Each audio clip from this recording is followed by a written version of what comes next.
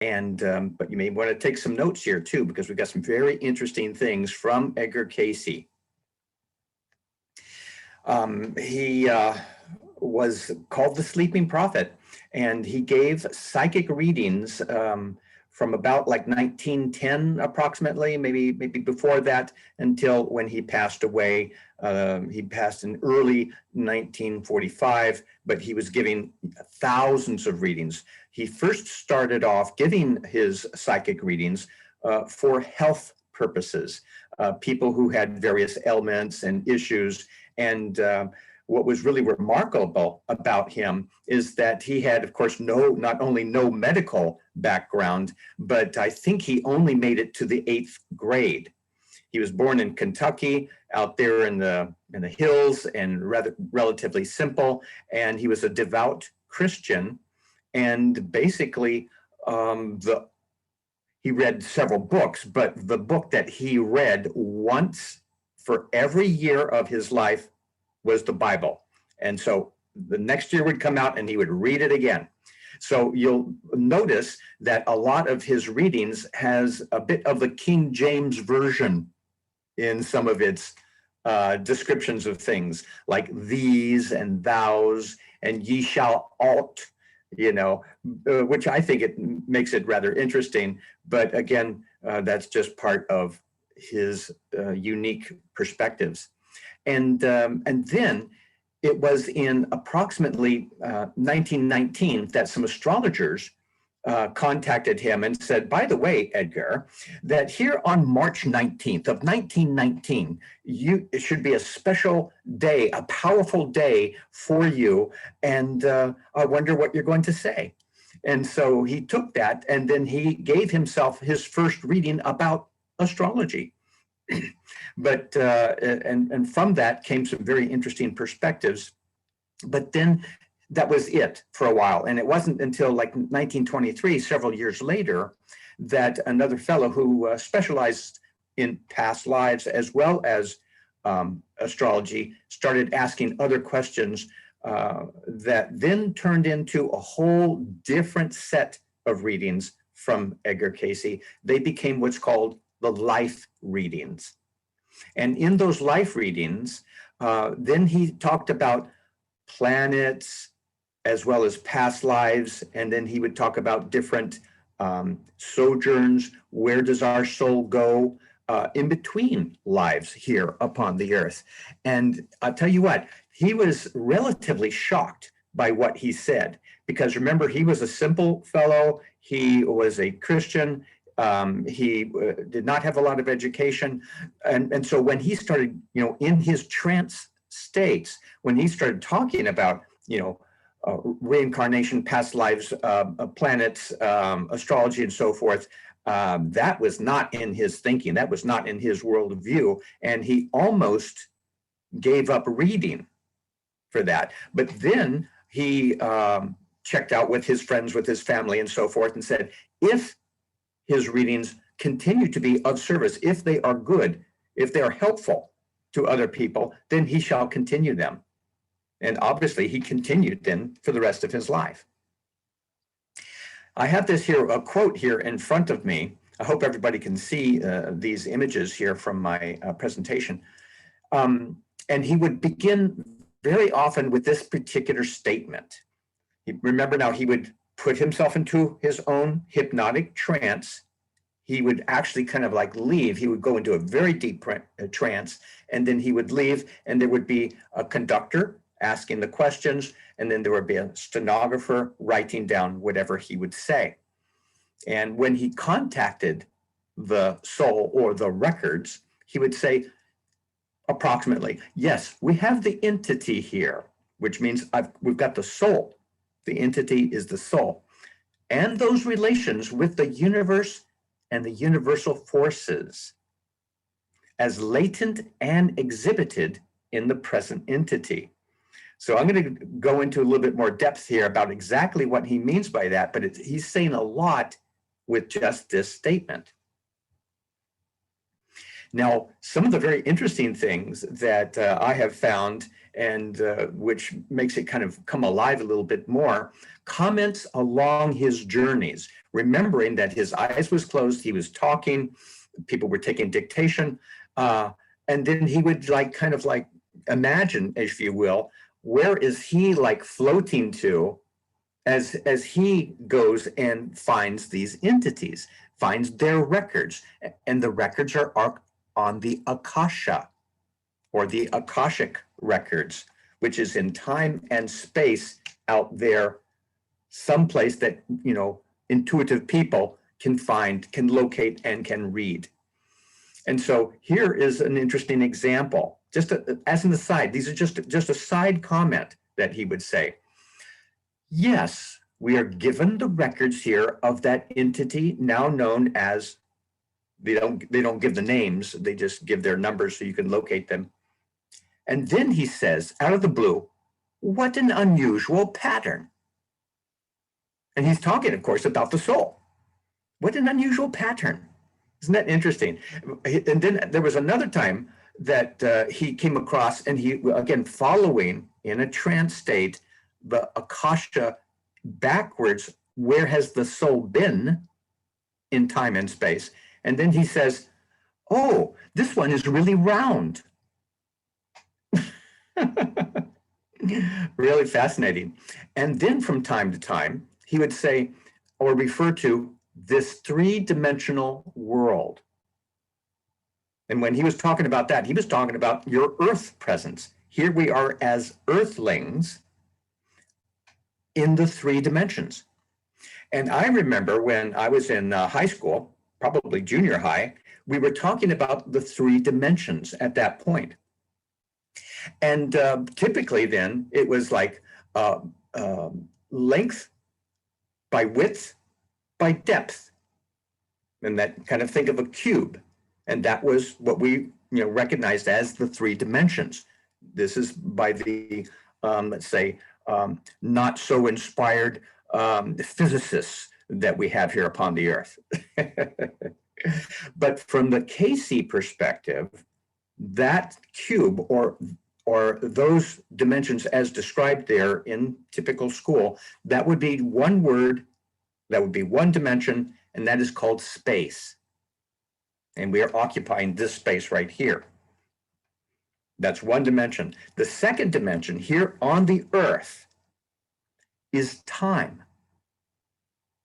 And so here we are with our space going through time.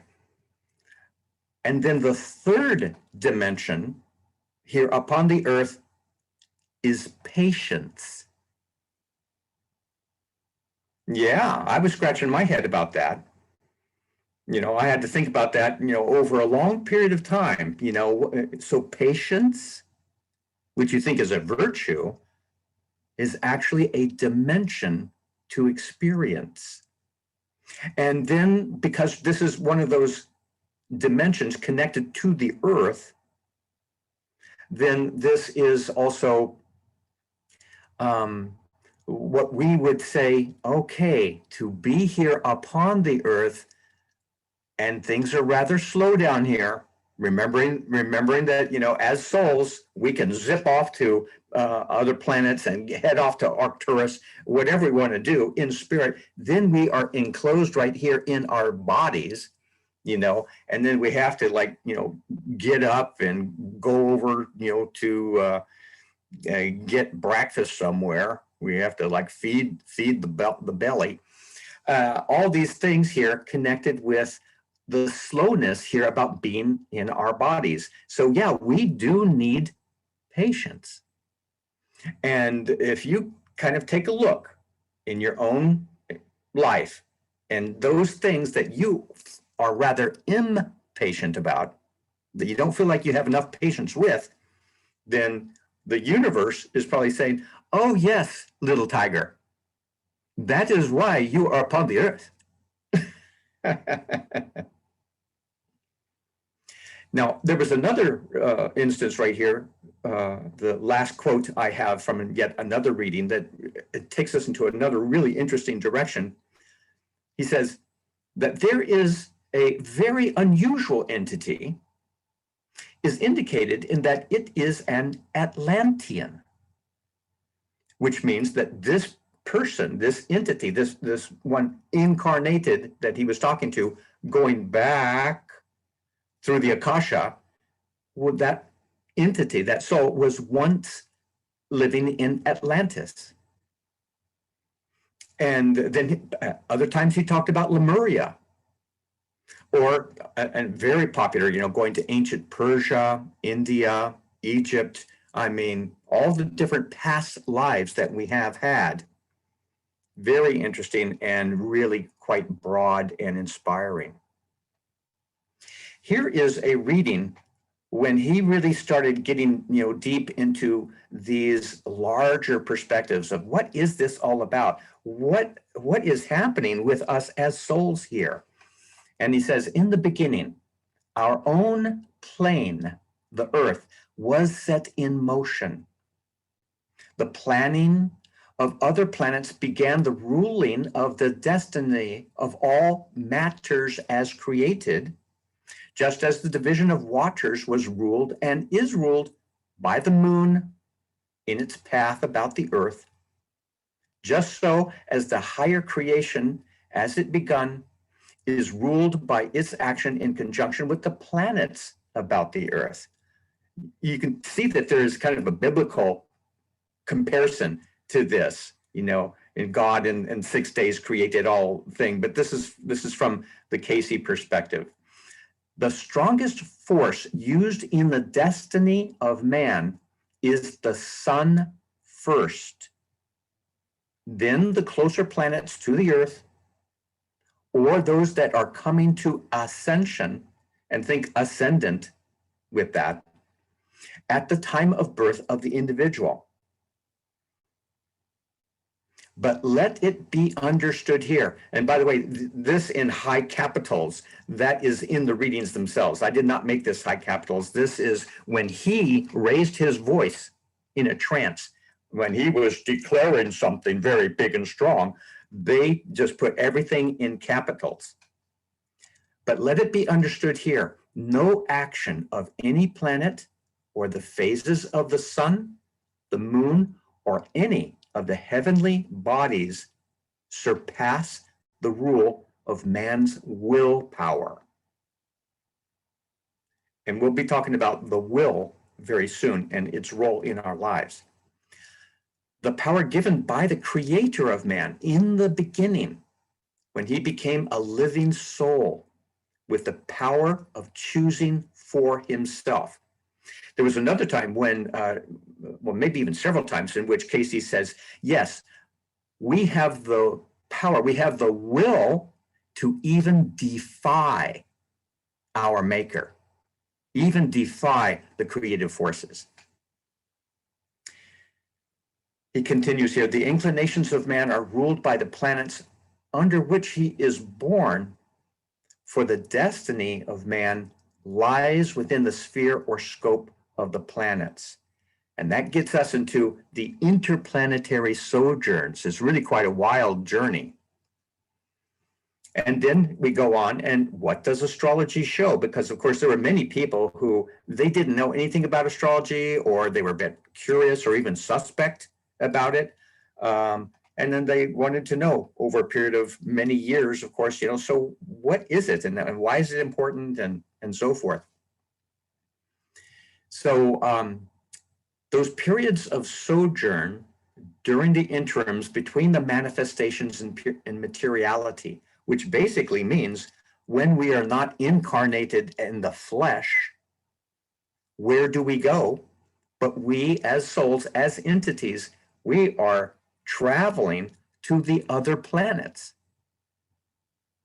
But then we're not really like walking, with our Mars bodies or our Jupiter bodies on those planets, but it is our soul going to the environs, or into the location, into the vibration of the planets.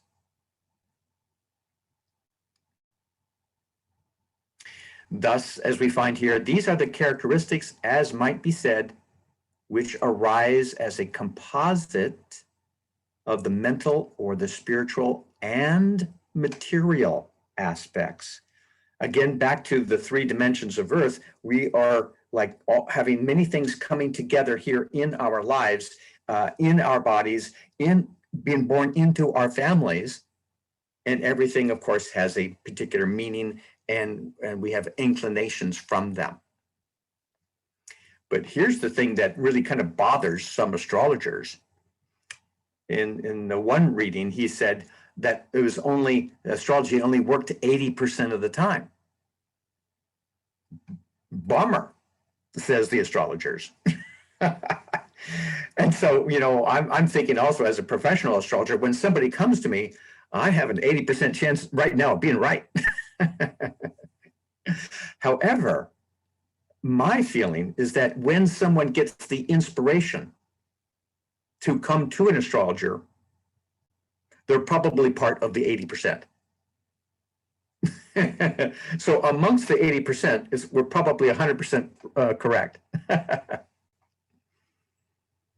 But one of the reasons why astrology doesn't work for some people is that their past lives have a stronger importance. And he says that might be more 20%. Now, here's something also very interesting coming from the readings when he talks about the difference between personality and individuality. And sometimes with normal conversation, we can go back and forth between the two words, meaning, the person that we're talking to or who we're interacting with or the person that lives with me in this house. But they are distinct in the Edgar Cayce readings. Here is from a woman born in September 16th, 1917. And I mentioned this here because we've got a Virgo. And so then in this particular reading, he says, urges termed astrological would be very far from correct in this particular entity. For as has been indicated, the personality and the individuality of the entity are quite at variance. They are not connected. They are not aligned. For there is a desire for thrills, for the unusual, and yet these are never quite gratified in the experience of this Virgo entity. He goes on, there is very seldom, now this is, I find, very profound. And when you take a look at, your group of friends and acquaintances, families, and so forth, just think about this one. There is very seldom those that the entity takes into its closest confidence.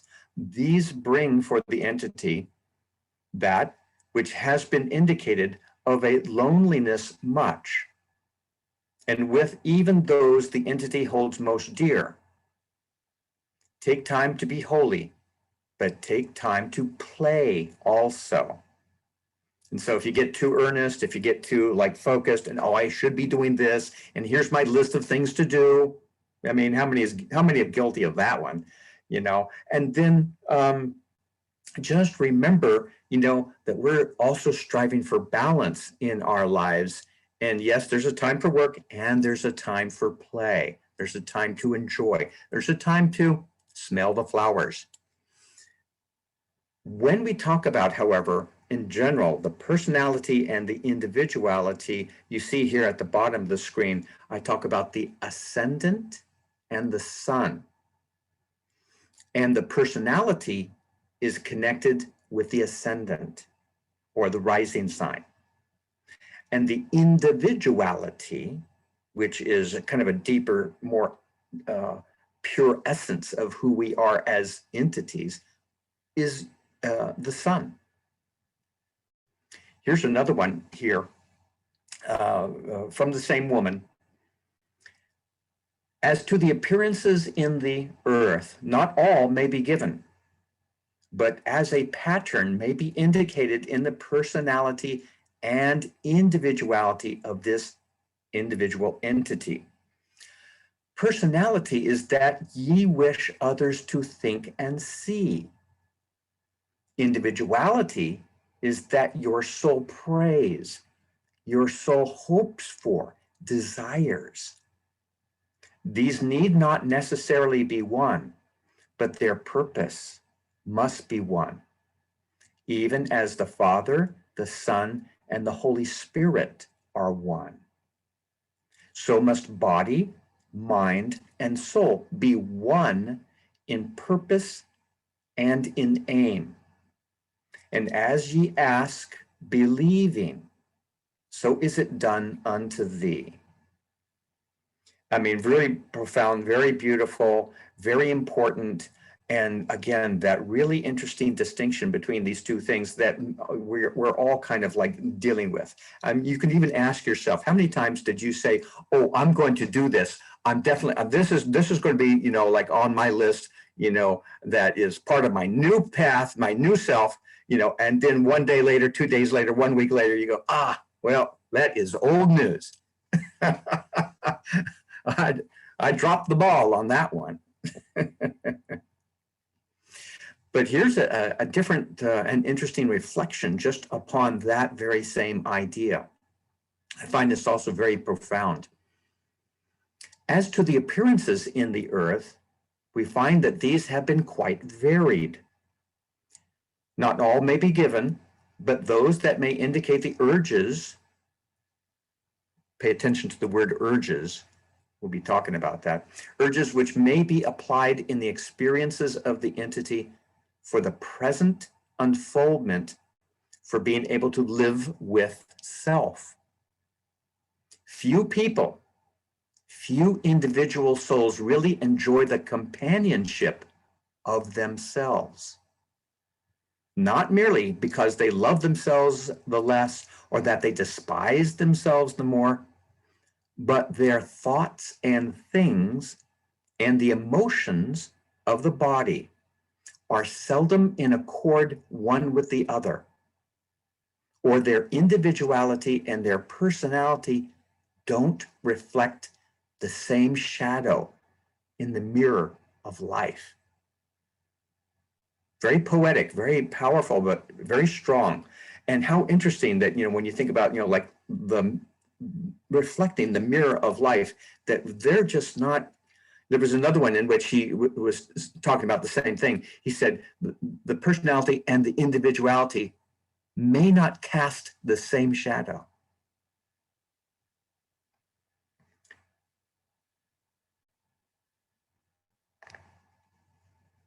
Then he moves on towards those urges, latent and manifested. And you might recall from the very first statement when he tuned into that entity and he started to describe him, he mentioned urges, latent and manifested. You know, latent is in like, it's there in the background, it's waiting, it's a bit dormant. And then manifested, there it is, you know, and we all have got these urges and abilities and interests. For instance, you know, many of us may like music and may want to play an instrument, but just like wanting to do it and then doing it, you know, are two different things. So you could have a latent ability in music, but if we have a real musician, you know, playing an instrument, that is manifested.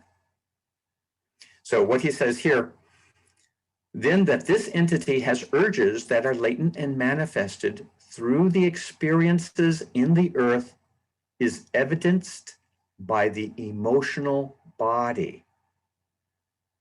We've got an emotional body. And past lives, because he talks about this is manifested through the experiences in the earth. So our past lives is where we get our emotional inclinations and urges. These are personalities. These are that in each soul entity's being that it desires or brings out to show to persons that it likes or dislikes. Isn't that interesting? And the entity can easily tell you when she likes or dislikes another. She doesn't have to think even the second time. So if you're hanging around with this gal, you know, she's going to tell you if she likes you or not. If she's like, you know, if you're on the inside or outside, she'll speak her mind. But again, her inclinations emotionally would be from those past lives. Then we have, parallel to this, yet in another reading, we find urges latent and manifested in Mercury, Saturn, Mars, Jupiter, and Venus.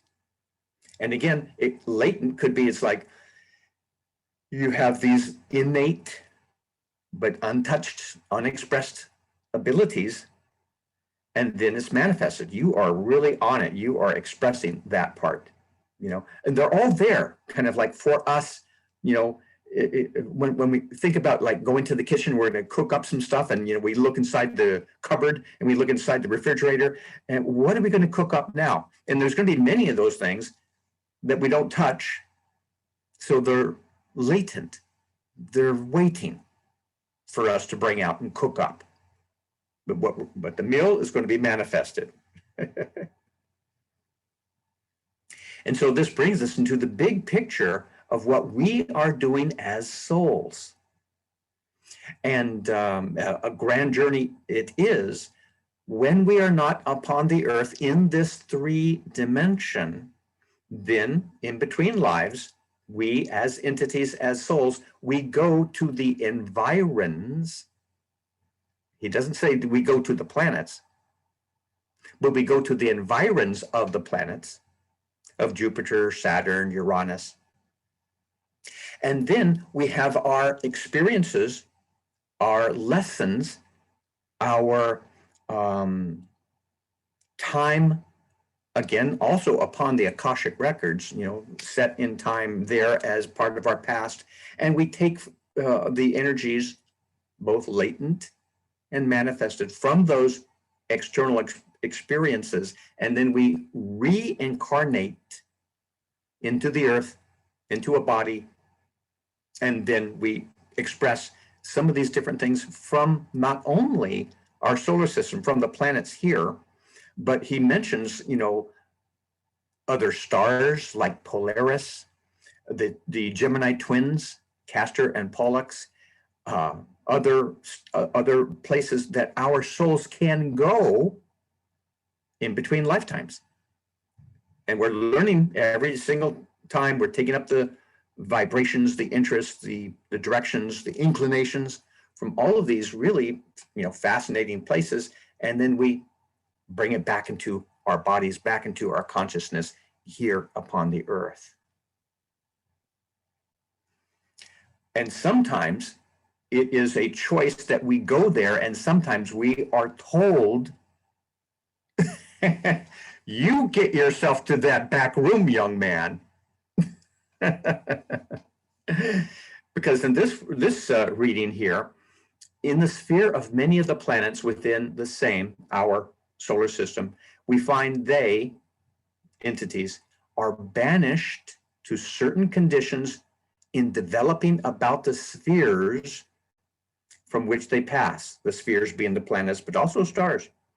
And again, and again, and again, return from one to another until they are prepared to meet the everlasting creator of our entire universe, of which our system is only a very small part. Isn't that interesting? So yeah, I have, as a past life regressionist myself, I have, personally, accompanied thousands of my clients into those past lives, but also into the life between lives. And sometimes they're higher selves, sometimes it's a committee, sometimes it's like the higher elders, sometimes it's just your spirit guide that says, well, you didn't do quite well with that past life, did you? I would suggest that you should go to such and such a place, because there's a couple of lessons that you can learn. And then sometimes if they're like really recalcitrant entities or souls, they might say, well, I don't know about that. I'd rather go to Venus. They're having a love fest over there or something. And they said, no. I think, you got to go to Saturn.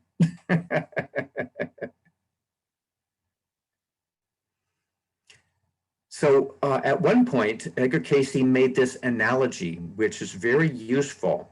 He talks about, how we here upon the earth can kind of grasp this idea of, us as entities going to these other planetary vibrations. And so he compares it with someone, going off to college, and you can go to Yale or Harvard or the University of Arizona, and you spend your 4 years there, and you're taking the various classes and so forth. But you're when you're away, and when you're in, this could also be a job someplace for a few years. And then, of course, the people that you meet there, your co-workers, your co-classmates, everything involved with, this university experience, you're just soaking it up. You're just learning. You're just taking it in.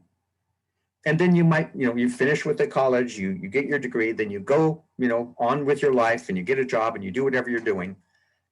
But you will take with you all of those experiences and that wonderful vibration and the lessons and the learning from those university experiences, and that will stay with you. And that's going to make its imprint upon who you are as a person. And so then he concludes, in the same way, emotions arise from individual activity in a particular sojourn and are called the spirit of the institution to which the entity may have carried itself in its activity. And of course, this is as an analogy, it's like, oh, you went to the University of Mars. You went to the University of Neptune. Yeah, you had an experience here on another planet, and yeah, even though you left that, you're born now in this body right here, right now, but the memories, the urges, the feelings from that time is still with you, and you will continue to act and react in the ways that you had learned. We go again then to the urges, ideals, and will. Because it's a great grand journey, but now let's put it together here upon the earth. He says, then as to the influences from the astrological aspects or sojourns during the interim, and the interim is when you're not on the earth, when you're not in the body, know that these are merely urges. As to what one does with or about an urge is oft dependent upon what an entity holds as its ideal. And then the application of will as respecting same. You recall one of the first readings that he says, nothing is as strong as one's will. So we can have these urges, with one of these inspirations, these ahas, it says, oh, I think it's time for a coffee and donuts. But then the will comes in, or should come in, or you'd like it to come in and say, well, maybe I've had enough donuts for today. And so then we have to make our choices, with the ideal of, I want to have a healthy body, I want to have more energy, I want to, be able to get up and go when I want to go. I do not want to be a couch potato, unless, of course, that's your ideal. So it just points towards that not only is an ideal like an image of what we wish for, or like a high goal or achievement, but from the Cayce perspective, it has a power as a unifying perspective, that when we have that ideal, which could be your wish list, which could be, you ever taking yourself, when you went off, to the beach and you were looking really good, and you take that picture and you put it on the refrigerator. And I said, oh yeah, I'm going to keep that. This is my ideal. So whatever that happens to be, that's what you want to focus upon. And then we have the willpower that will be, by the way, tried. It will be tempted sometimes almost daily, to stick to your ideal. Now, here was a reading that Cayce gave to a young man, a teenager, only 13 years old.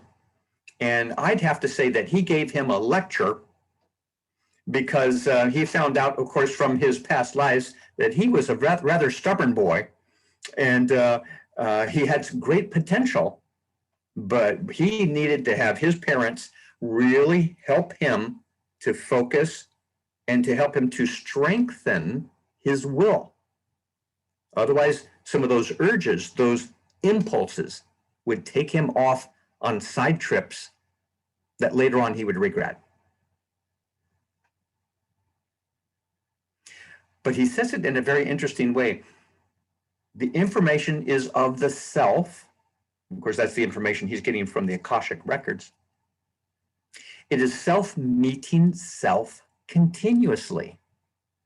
And that is interesting too, because sometimes, you know, when we come across somebody who's very irritating or maybe, let's say, a bit bossy, and then from a Cayce perspective, are we meeting ourselves? You know, are we a little bit bossy? And so then that's reflected in some people that we meet. And that's kind of what he's talking about here. For life is a continuous experience. And the mind, the soul, the will are those influences that act through the material manifestation for the improvement, the development, or for the retardment to the whole of the experience. I consider these things then as part of our toolkit. Those things that, you know, they're so important that, you know, let's work with them, let's exercise them, let's acknowledge them. And we're talking about your will and creating an ideal, and then recognizing, you know, oh, I've got these latent abilities and interests, and which of them would I really like to express more? The willpower can manifest them.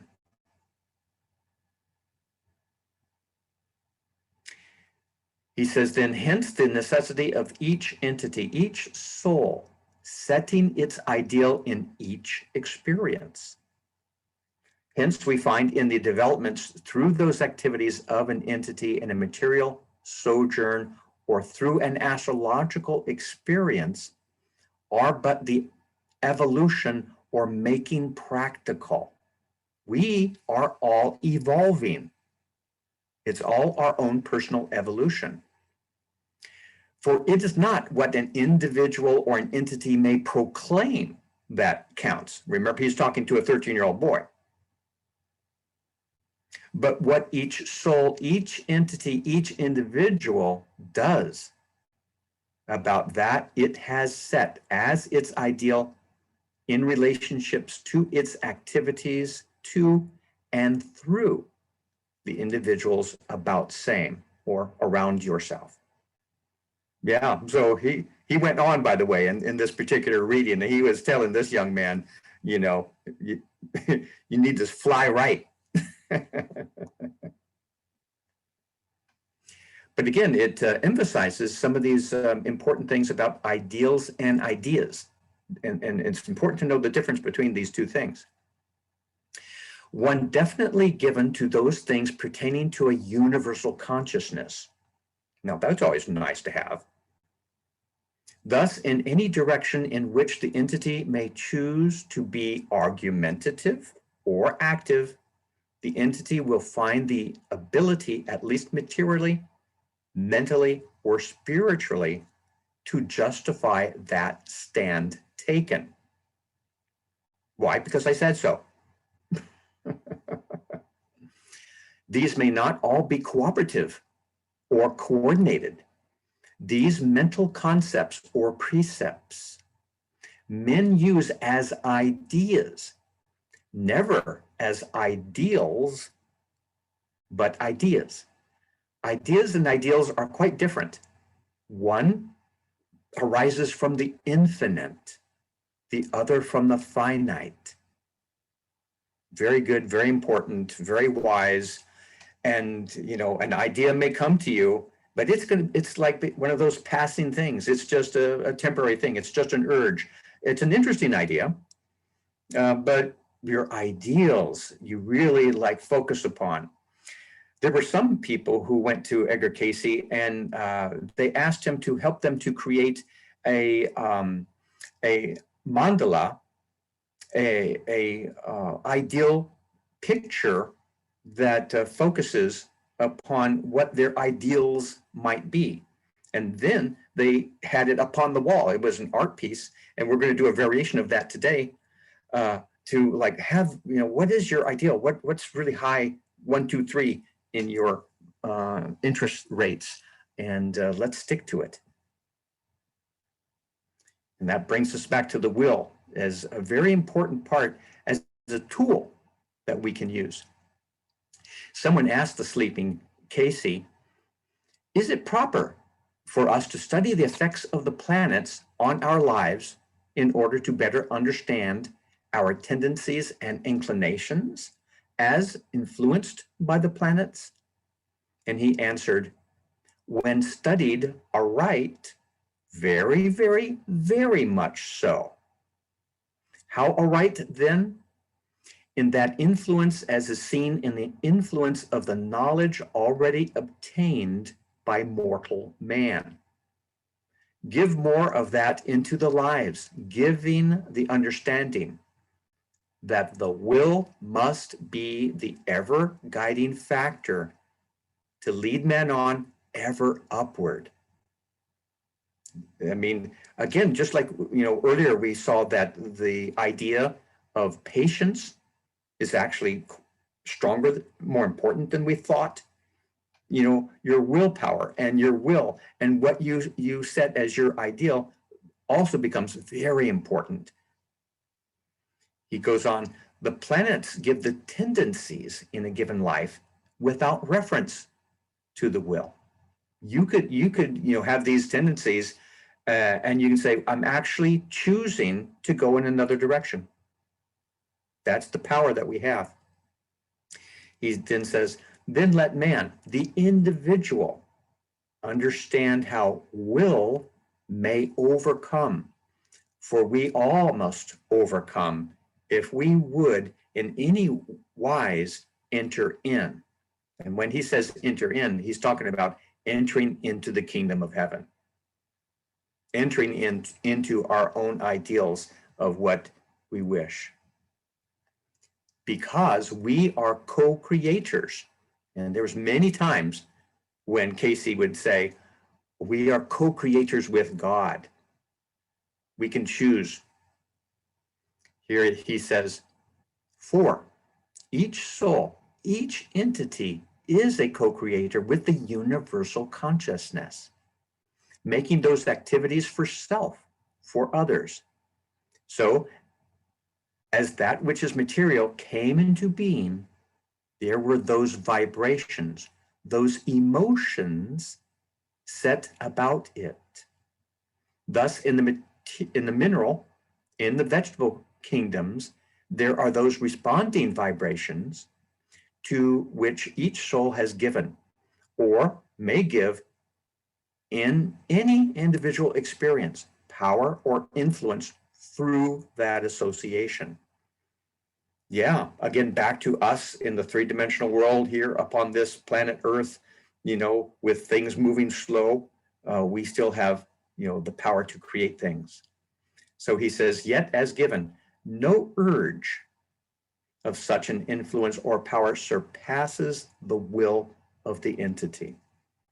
How many times did he say that? And really just pointing out how important that is. I want to emphasize here that we have a couple of different things coming up as feelings, as urges, as inclinations from inside of us. And you can go back in time and locate where they came from. Here he says, has so often been given, an individual experience in the earth plane is motivated by that which arises from its sojourns in the influences of the consciousnesses outside of the physical being. Or, as ye would say astrologically, the sojourn in the environ of Venus, Jupiter, Mars, Neptune, Saturn, Uranus, Sun, Moon, and the constellations, and those effects upon same emotionally. This is another line, by the way.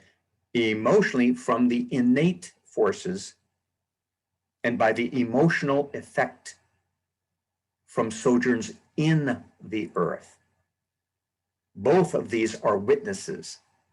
And again, that interesting dividing line, from our past lives on the earth comes our emotional urges.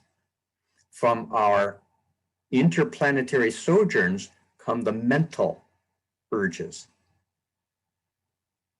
And then I have here at the bottom, and Cayce would say too, but we also have our genetic heritage, from going back into our own heritage. And so that's why, of course, you can say, we do have, some of those similar characteristics that our parents have, that our grandparents have.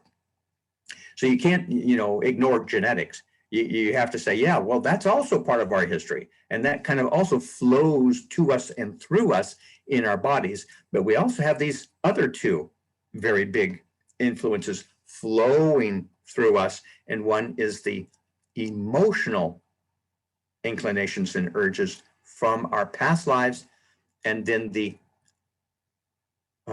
mental urges from our universal sojourns on other planets.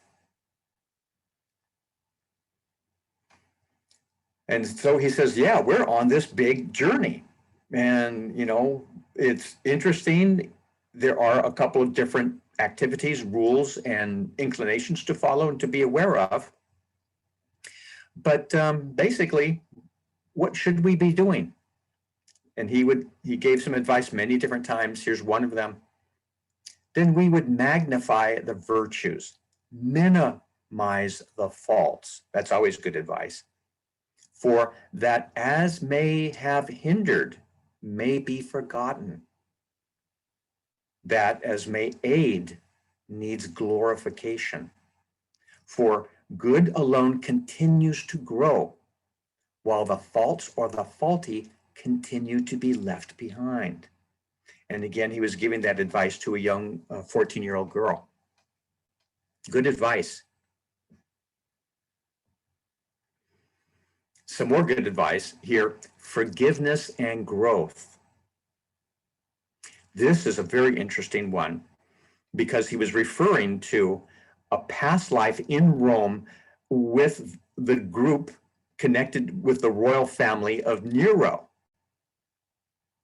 And so he says to this person, I think it was a woman here, this entity was among those with that one who persecuted the church so thoroughly and fiddled while Rome burned. Of course, that was Nero in the Roman Empire.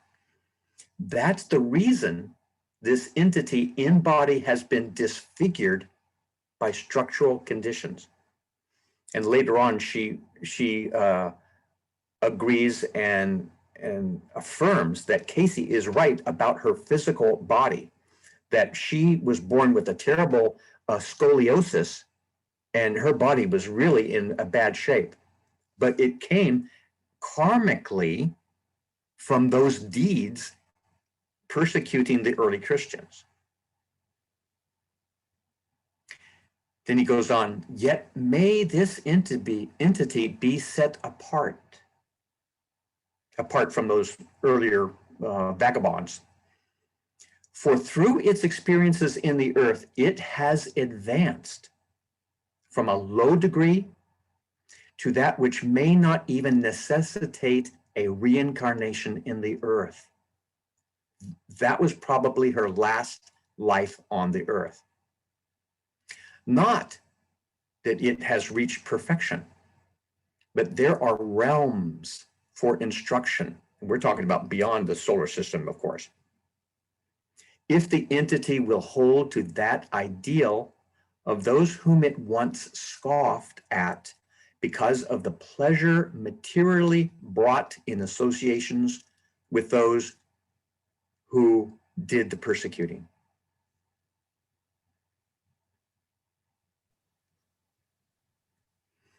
Then he goes on, because we're bringing it all together. What is this big journey all about here? For all of these influences are one. The entity finds itself in a three-dimensional plane of consciousness in the earth, that in the earth as mind, that in the universe as the Godhead, that in the spiritual realm as the influence of all as one. And then he says, then, so therefore condemn none, for there are universal and spiritual laws that are a part of the self as well as a part of the universal consciousness. For like begets like in every phase of material, mental, and spiritual experiences. So that's classic, do ye unto others as you would have them do unto you, following the golden rule, basically, keeping the high ideals.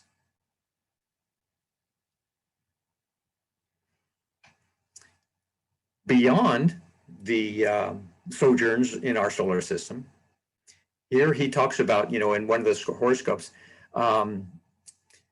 in the horoscope, as would be given for the present entity, we find the soul's forces took its position in Earth plane from the influences direct of Jupiter and of Venus and Mercury's influences, with those afflictions in Moon and Saturn, with the better influence in Uranus and in Arcturus. Arcturus, a great star in the sky, Cayce said, is our sun's sun. It is the midpoint in that we are revolving around that particular star. He goes on, the effects then as manifested in the body without the will's influences are as these. For we find the birth comes in that position when the earth's change comes near the cusps. And I mentioned that now the cusps is the very tail end or the very beginning of each sign. And I write down here at the very bottom, this young woman was born September 23rd. That means she was just barely a Libra. And so she was born on the cusps. And so that's another factor that he talks about, not only Arcturus, other planets, other constellations, but also, were you born there along the cusps? And then what is all this about? Where are we going with all of this? He says that all souls were created in the beginning and are finding their way back to whence they came. And so the question here, where does the soul go when fully developed? And his answer, to its maker. And that's what the whole thing is about. We're off on this big adventure, a grand excursion through many lifetimes and so forth, learning our lessons, gathering it up together, striving to do the good job. And then we're going to take it all back to the Godhead. We're taking it all back to our maker. In the meantime, what are we supposed to do down here? And he talks about make the home as a home that is indeed a shadow of a heavenly home, where peace, harmony, beauty, love may be the ruling factors. Let not shadows, nor doubts, nor fears arise. Let not secret thoughts in thine associations or activities mar the beauty of those things that may come in thine experience, must come, as thou must meet thine own self in all thine activities with thy fellow man. Isn't that beautiful? Striving, creating peace and love in the home, recognizing it's not only your physical home, but it's your body that you take, your personal self. That's your home too. And here we are, coming to the end of this particular segment. And yes, contemplating our lives as souls, having our past life experiences, but also our interplanetary sojourns. It's a grand journey, and we are all part of it. That's great, Steve. That okay. Well, thank you for all of that. We'll have time for some questions, but we. Oh, thanks, Morgane. Yeah.